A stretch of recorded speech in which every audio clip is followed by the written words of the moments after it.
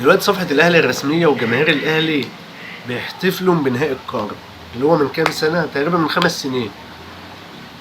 أنا شايف إن ده عادي وحقهم وكل حاجة، لأن ده أهم ماتش حصل بين الأهلي والزمالك، نهائي دوري أبطال أفريقيا. بس أنا بيجي في بالي دايما الأهلاوية لما يقولك أنت بتحتفل ببطولة ليه؟ مثلا كاس أو دوري أو سوبر مصري أو سوبر أفريقيا أو أي حاجة من دي. أنا بحتفل عشان يمينك من النادي الأهلي اللي هو الغريم بتاع الزمالك.